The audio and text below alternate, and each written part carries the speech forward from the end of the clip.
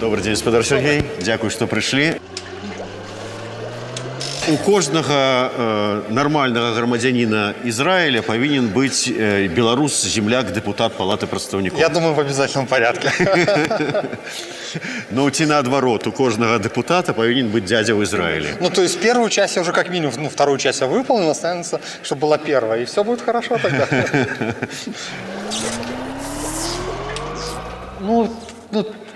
Вот тогда, честно говорю, вот я уже говорил.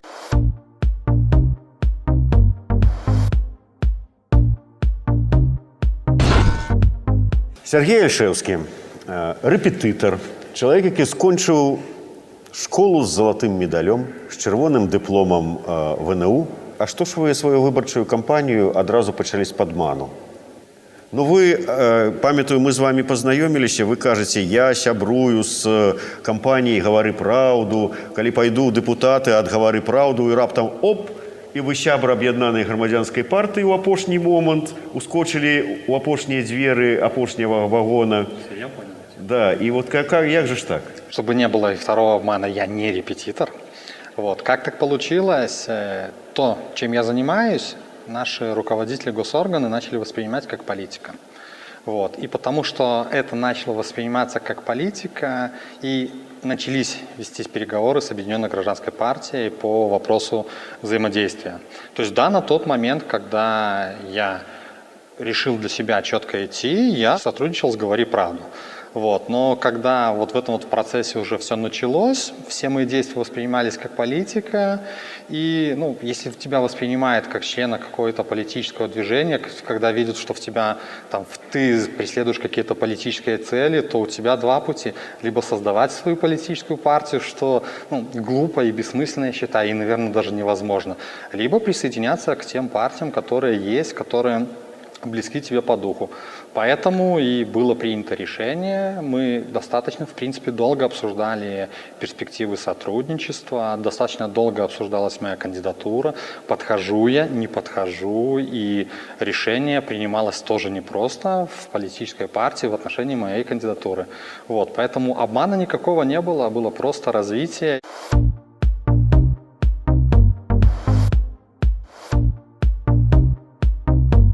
Вы фактично сказали, что, и «Гавары праўду», и все кандидаты от «Гавары праўду» на чале с Дмитриевым, яны займаются чем заўгодна, але не политикой. Ну, не политики яны, бо не политичные структуры.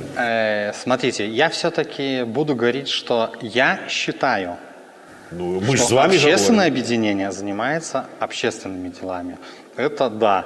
Второе, бросал ли я до сих пор сотрудничаю и с другими общественными объединениями, которые занимаются вопросами образования. Поэтому, если я буду видеть, что они делают какой-то интересный проект и будет какая-то потребность во мне, как в эксперте со стороны образования, я по возможности помогу тем, чем смогу. Вот, поэтому... не бросаю я, то есть, Не бросаю, а не кидаю. Не кидаю, да. То есть, честно, для меня на самом деле это достаточно сложно. Я долгое время со стороны наблюдал за этими процессами, за белорусской политикой, не думал, что так рано, наверное, придется, потому что до определенного момента считал, что все-таки общественной деятельностью занимаюсь. Но да, происходят политические процессы, да, нужно меняться, да, нужно развиваться. И получилось так, что это решение пришлось принимать достаточно быстро, в достаточно короткие сроки. Но его было нужно принять. Любое решение, которое я бы не принимал, вызывало как позитивные реакции, так и негативные реакции. Те же заявления и Анны Конопадской, без фамилии, но в этом заявлении я узнавал себя. Это вы зараз про то, что вам там продали место в списке партийном? Я не хочу просто комментировать. Я могу сказать, что Ладно, вы лучше скажите, сколько заплатили за место в списке? Если бы я платил, я бы, наверное, покупал бы лучше недвижимость. Вот, не платил, честно. Но я все-таки скажу одно. Я был, есть и остаюсь Сергеем Альшевским.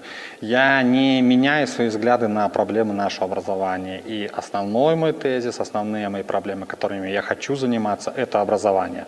Вот и все. И на самом деле это политическая кампания, а не выборы для меня, потому что это политическая кампания, и это всего лишь способ заявить о себе, как уже о политическом каком-то деятеле, чтобы, ну, раз воспринимает как политика, так уже пусть и идентифицирует с какой-то определенной партией. Ну, навошта? Ну, ідуть у політику і люди вот самовилученці. Вот, что там, скажем, самовилученец Валерий Воронецкий, хай себе. Он что, не политик?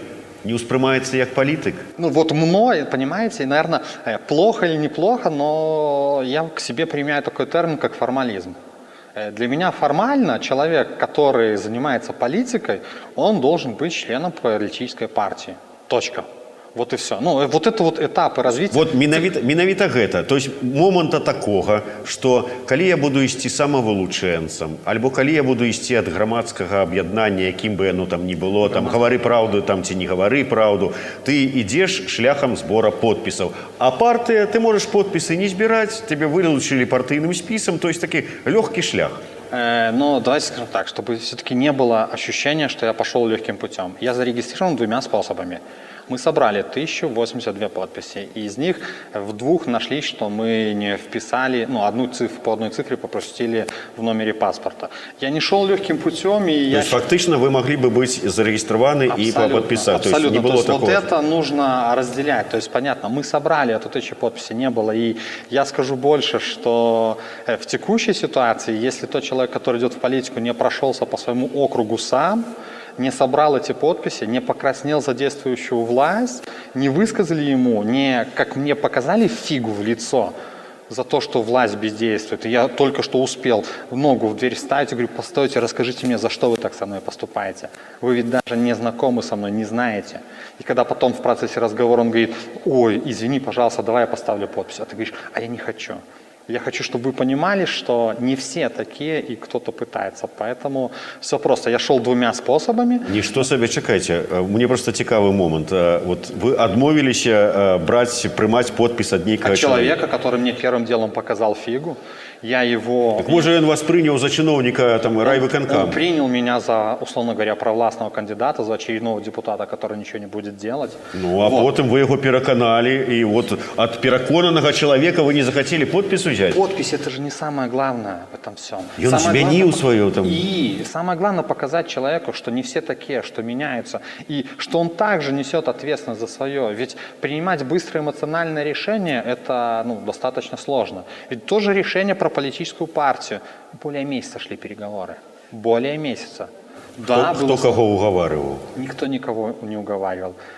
Мы понимали, какие угрозы. Да, узким моментом было мое заявление о том, что я сотрудничаю с «Говори правдой». Да, это было так, да, мы это обсуждали. Я открыто это сказал. И вы сказали, что и далее будете с ними сопрацовничать? Я открыто сказал, что я буду сотрудничать со всеми, кто делает вещи в образованиях в рамках общественной деятельности, но не политической. У меня складывается такое уражение, что вот вы человек такой, вот у народе говорится, там, на кого где сядешь, там и злезешь. То есть вами особливо не покомандуешь, да? Я до чего это кажу? Да, есть такое. А вот этот вот документ партийный, договор этот вы подписали? Да, верно, я его подписал. А вы не боитесь повторить лёс Анны Конопадской в том смысле, что вы будете, партия скажет, треба робить вот так, а вы скажете, не, я бачу, что треба робить вот так. И они скажут, здрадник ты, Альшевский, после этого. Смотрите, все очень просто. Мы взрослые люди. И взрослые люди первым делом должны уметь договариваться. Вот и все. И когда я подписывал этот договор, я понимал, что я принимаю на себя определенные обязательства, что мне нужно будет в том числе согласовывать некоторые действия, некоторые поступки, некоторые фразы с тем, чем занимается политическая партия. Но благо я же делал выбор относительно политической партии как? Я же понимал, кто чем занимается, кто живой, кто не живой, кто только появится на выборах, кто действительно делает. Вот. И я выбирал то, что соответствует моим взглядам. Поэтому пока в настоящий момент таких ситуаций нету. Таких нет. Если они будут, а они скорее всего будут при прочих равных, мы будем садиться и обсуждать, и искать решение, которое будет устраивать две стороны. Не буду я сходить на эмоции. Чалавек займаецца, мае сваю пазіцыю, займаецца там грамадскай актыўнасцю, пакуль адзін, там, скажем, там, вот нейкія ініцыятывы, тое, сёе. Чыноўнікі палічылі, што вот эта яго грамадская актыўнасць, што ён крытыкуе Міністэрства адукацыі, гэта нейкая проста палітычная дзейнасць. І чалавек сказаў, ну, раз это палітычная дзейнасць, то пайду-ка я ў палітыку схожу. Пашоў у палітыку, заняўся выбарчай кампаніяй, ну, провалілася кампанія, не стаў дэпутатам. Сказаў, ай, не понравилась мне что-то эта политика, пойду-ка я изноў. Сходил, не сподобалось, вернулся. Да, может быть такое? Давайте я отвечу так. В 2016 году меня не зарегистрировали в первый раз кандидатом в депутаты по тому же 56-му избирательному округу. С 2016 года я мог сказать, ай, ну, не регистрирую, значит не будет. Я участвовал в местных выборах. В этом году я также ходил, собирал подписи. Не опустились руки? Нет. Почему они должны здесь опуститься? Ведь сама регистрация, ну не будет ее, хорошо. Но благодаря тому, что я стал членом Объединенной гражданской партии, уже получилось провести в рамках европейского диалога круглый стол, на который впервые, что такого не было, пришли представители Министерства образования, где представители педагогической общественности в лоб задали им настолько неудобные вопросы. Это было настолько интересно, настолько позитивно, и самое главное, мы услышали, что они готовы к дальнейшему обсуждению, сотрудничеству, и мы прорабатываем этот вопрос. Ведь до этого такого диалога не было. Но вот есть Общественный конституционный совет при Министерстве образования. А что он вот сделал? Какие предложения внес? Вот кто-нибудь знает? Никто не знает. А все, что мы сделали, все, что мы обсудили, было опубликовано. Те тезисы были опубликованы. Их, по крайней мере, пытаются услышать. Дальше мы хотим продолжить эту работу. Вот благодаря этому выходишь на новый уровень решения проблем. Да, политическая партия – это новый уровень решения проблем. Вот и все. Как физлицо более 3 лет я занимался. Но я занимался не один, как вы сказали, а занималась команда проекта «Народный учебник». Зараз мы записывали праграмы, і шэраг кандыдатаў у дэпутаты мне адкрыта сказаў, калі я там пачынаў казаць, вот вы заклікаеце людзей галасаваць. Не-не-не-не. Мы нікога ні да чаго не заклікаем. Нават каб яны прыйшлі і прагаласавалі за нас. Вот вы закликаете? Пусть приходят, пусть смотрят, что происходит. Пусть сами решают, голосовать им или нет. Я просто много раз говорил одну и ту же фразу. Я за свои принятые решения несу ответственность. И вот банальный пример. В процессе сбора подписей в агрогородке Гезгалы мы встретились с проблемой, местных жителей рассказали, мы через нее проехали. Это 45-метровая лужа, которая не исчезала уже 20 лет. То есть она была как достопримечательность. И люди сказали, мы писали, обращались, не смогли решить. 2 вызова ГАИ, и лужу откачали, ливневку вычистили. Мы ее решили. Мне говорят, ну, Сергей, ты считаешь, что депутат должен Вы позбавили вот это местечко, да, историко-культурной каштовности. Вот такое плохое, кстати. Ну, один человек высказал претензию, то есть, может, кого-то обидел. Но смысл в том, что... И мне оставят упрек, Сергей, ну, депутаты не должны же этим заниматься. А я же вижу в этом другой пример. Я местным жителям показал, как нужно было бы решать эту проблему. Не через местных жителей, а по-другому. Конечно, показали, як звернуться до депутата, как он откачал лыжу. Я же не депутат, я же как физическое лицо. Я как водитель проехал, увидел препятствие для движения. Не могу его устранить. Соответственно, я должен вызвать госавтоинспекцию. Я выполнил то, что на меня возложено законом. И я за это решение несу ответственность. Такие люди, пусть они сами решают, пусть они сделают свой внутренний выбор. Да, в настоящий момент я перечитываю известное всем произведение 1984. Да. Я понимаю, что я допускаю сейчас мысли преступления, все. Да. Я просто рекомендую. Подманываете выборщиков тем, что там как бы, як там Мацкевич сказал, что закликаючи, каб яны приходили голосовать, вы подманываете людей, бо выборов нема и так далее. Это политическая кампания. Я ее вижу так. Я хочу из нее вытянуть максимум позитивного результата. Вот и все. И я занимаюсь образованием. Я могу точно сказать, что если не подтянуть уровень образованности людей, в том числе и в политической, и в социальной, там, во всех сферах, ничего не поменять. Ничего не поменять. Банально ничего не поменять. Вот и все. Поэтому вот только для этого я делаю, чтобы получить максимум результат. Вот у нас идет вот сейчас как раз-таки вот эта вот нездоровая, глупая конкуренция, где сформировано, что оппозиция – это плохо, хотя я на англосаксонскую правовую семью смотрю, и там оппозиция, наоборот, таки вот так конкурирует, все хорошо, а у нас оппозиция – это что-то деструктивное. Вот в этом плане, в образовании этого всего, в подтягивании, я и хочу, чтобы люди сами в этом немножко подразобрались, чтобы они выросли, и следующие выборы, возможно, уже будут не политической кампанией, а выборами. Перакананне, якое ёсць, это то, что апозіцыя жыве за заходнія гранты, все яны грантасосы. Ну и вы, отповедно, присмоктались там где-то к одной из этих заходних сисек. Кстати, вот здесь вот получается, наверное, то есть если ты участвовал в проекте, в котором было зарубежное финансирование, то ты просто по умолчанию грантосос. Если такое как бы определение стоит, то как бы я грантосос. А если ты делаешь позитивные, положительные вещи за деньги, которые выделяются, условно говоря, из-за рубежа, но при этом ты выстоял в конкурентной борьбе, ты вот как в последнем проекте 1,5 месяца согласовывал документы с Минэкономики, то это точно грантосос? Ну, то есть вот...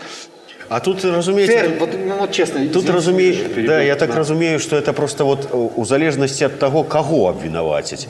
Потому что я еду в метро, я на этих телевизорах вот апошние дни бачу рекламу, что вот эта вот пожарная частка была адремонтована за гроши Евросоюза, вот эта школа за гроши Евросоюза, это еще там типа там, и хвалятся этим. Ну там нормальные грантососы, правильные, а вы неправильные.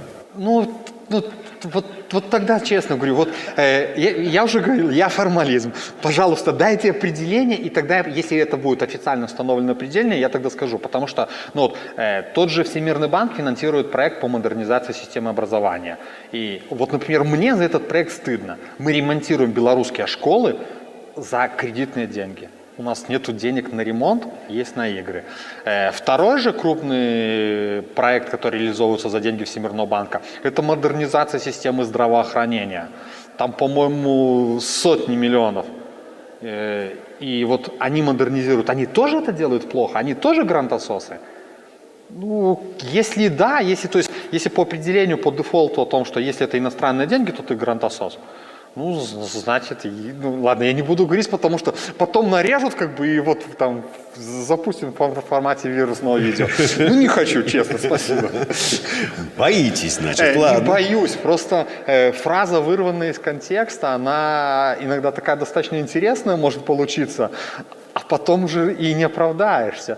Ведь я вот на днях я вспомнил историю, когда вот мы там сидели, обсуждали в офисе партии относительно записи телевизионного обращения, как правильно подать, на что обратить внимание, все. И там как раз-таки обсуждался вот такой вот один спорный момент относительно участия в одном мероприятии 2 представителей партии. И как потом по-разному отреагировали на каждого из этих представителей. Один очень долго оправдывался, а второму даже в упрек не поставили. Это было вот именно со стороны, там, условно говоря, общественности, СМИ. То есть это было настолько интересно. Поэтому, наверное, не осторожным в словах, а просто береженого Бог бережет. Да, ведаеце, неяк там я рабіў матэрыял, абзваніваў лідараў партыі, якраз таки была ізноўку там такая актуальная тэма секс-меншасцяў, і я званіў, гаварыў, што ну вот як вы паставіцеся, там лідар партыі, кажу, вот калі я прыходжу, да прыкладу, да вас, і кажу, я гомасексуаліст, а потым тыя, хто там слухалі, взялі, нарэзалі мае словы. И говорит, ну вот Лукашук же признался. Ну, знаете, у меня была одна такая история. Мы реализовывали один проект с одной очень интересной женщиной. И на первой встрече она в лицо сказала: Сергей, я сразу тебе скажу, я лесбиянка и я феминистка. Чтобы потом не было вопросов. Я такой, стоп, подожди, ну не буду там называть имени или еще что-нибудь. Говорю, у нас сейчас как бы личный какой-то разговор или деловой? Я говорю, у нас с тобой сейчас деловые отношения, как бы, поэтому твои личные взгляды меня вообще не интересуют. У нас проект, в котором у нас совпадают цели, мы видим результат, мы сотрудничаем как предприниматели. Вот. А твоя личная жизнь и моя личная жизнь – это выбор каждого. И я как минимум не буду лезть к тебе с какими-то нравоучениями или еще чем-нибудь. Это твой выбор, и тебе нести за него ответственность. Я, вот точно могу сказать, что я готов отвечать за других людей, потому что ты идешь кандидатом в депутаты, и одна из функций – это представительская. Но для этого должны быть определенные механизмы. Вот. Но отвечать за личный выбор другого человека – это его выбор. И вот он пусть отвечает. У вас есть уже там такий чемоданчик, і там 25 законопроєктів, які подрихтував там Сергій Альшевський and Co. 25 законопроектов нету, но есть не один десяток публикаций, которые затрагивают острые темы проблем образования. Переполненные школы, перегруженные учителя, пенсионная ловушка, взаимоотношения учеников, родителей и учителей, и еще много-много. И тоже централизованное тестирование. Есть много тем, на которые следует обратить внимание, почему именно в эту кампанию особо актуально было заявить с точки зрения политики о себе. Ведь на осенней встрече министра образования и главы государства прозвучала фраза о том, что новая палата представителей будет принимать новый кодекс. В 2018 году, в том числе и благодаря нашим публикациям, я считаю, кодекс не приняли. Мы стопили, мы писали кучу бреда, который он за собой несет. А там реально есть. Сейчас уже подготовлен новый проект, который вроде бы подготовлен, но на момент, когда мы встречались с Анатолием Лебедько, с министром образования, он сказал, что он не был согласован со всеми госорганами. То есть он есть. И мы прекрасно понимаем, что открытого общественного обсуждения его не было. То есть я не хочу, чтобы получилось так, как, условно говоря, в сегодняшнем разговоре с профсоюзами. А учителя просто не обращаются по поводу пенсионной ловушки, о том, что у них украли фактически до трети пенсионного стажа льготного. И мы ничего не делаем. Учителя не обращаются нам по поводу того, что, может быть, организовать, условно говоря, забастовку. И мы, соответственно, ничего не делаем. Вы працавалі ў сістэме Міністэрства адукацыі. Вы ведаеце ўсе гэтыя іх падкілімныя гульні, дзе яны дзёргаюць за якія нітачкі, як это ўсё працуе, знаеце сістэму. Вы ж калі патрапіце ў палату прадстаўнікоў, вы ж гэтымі ведамі не будете шашкі нагала ўперод, вы ж будете скарыстаецеся ўсімі свае бюракратычныя веданні бюракратычных працэдур і нанесеце шкоду отпрацаванной, отладженной державной машине. Можно вопрос? Я надеюсь, вы это ведь говорите с точки зрения представителей текущего аппарата, да? Вот. То есть, в чем угроза? Угроза в том, что... Поломаете шестеренки отлаженные. Разве ломаю? Меняем. Невозможно 100 лет на хромой кобыле ехать. Нужно менять. И то, что происходит, ведь очевидно, что вокруг этой системы образования, которая есть, уже строятся маленькие подсистемки. Ведь очевидно куча проблем. 20 тысяч белорусских учеников учатся в России, в Польше. Официальные данные. 20 тысяч из 200 тысяч студентов. Сколько после закона об отсрочках еще уедет? Так может быть, я плохой в этом плане? Я, наверное, скажу честно, эгоист, потому что эти ребята, которые уезжают, они должны были бы в хороших условиях зарабатывать мне на пенсию. А так, получается, не будет, и что? Я сейчас зарабатываю на пенсию своему отцу, которому подняли пенсионный возраст. А депутат, кстати, господин Орда, он-то из Дятловского района выходец. Он оттуда начинал политическую карьеру в Палате представителей. Посмотрел бы он в глаза моей матери, которой пенсионный возраст подняли на полгода всего лишь, а она плакала. Она плакала, потому что она устала. Посмотрели бы моему отцу, который с 80-го года работает на экскаваторе. Всю жизнь работает на экскаваторе, и ему еще набрасывают сверху доработать. Он считал эти дни до пенсии, а ему еще плюс сверху. Так я плохой? Так вы посмотрите, вы услышите народ. Они сидят там Они тогда сели, как народ слухать, что ли? Они бы сели голосовать. Ну, значит, я просто идеалист, я вот начитался неправильных книжек. Мне кажется о том, что народ должен управлять государством, что каждый должен нести ответственность. Вы еще про кухарку скажите. Не, не кухарка, наверное, просто идеалист, наверное, нужно, как в одном известном сериале, взять просто где-то выругаться матом, чтобы это все формат вирусного видео дошло, чтобы все поддержались. Но так не бывает. Наверное, я когда всегда рассказываю, есть такая история, почему мы отличаемся от европейцев.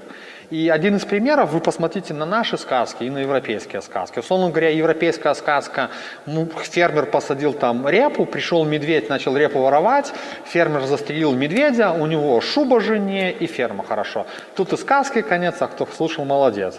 А у нас лежал Иван Дурак 33 года, 3 месяца и 3 дня на печи. Вышел зимой к проруби, и то его заставили выйти.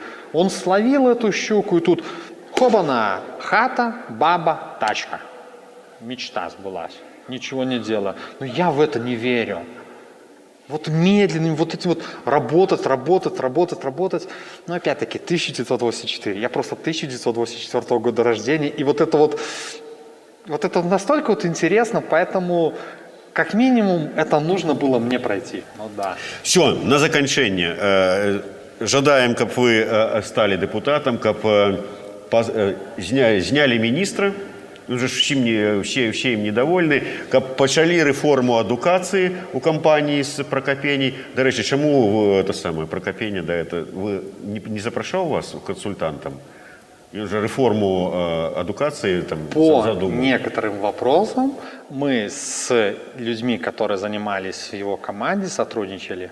У нас были точки соприкосновения, мы делали общие проекты. Я уже там не хочу... То есть вот откуль, чьи уши торчат с этой инициативы Прокопени, да? Подождите, стоп. Инициатива Прокопени – это инициатива Прокопени. Он ее заявил, он ее финансирует. Мы по одному из вопросов сотрудничали. Мы помогали им собирать определенные данные. Да, вот и все. Я не хочу заслуг других людей. Это его инициатива, потому что он видит такие проблемы. Относительно снять министра, не снять министра. Я хочу, чтобы появился тот министр, который точно скажет, что мы будем делать и куда мы будем идти. И не только скажет, но и будет делать.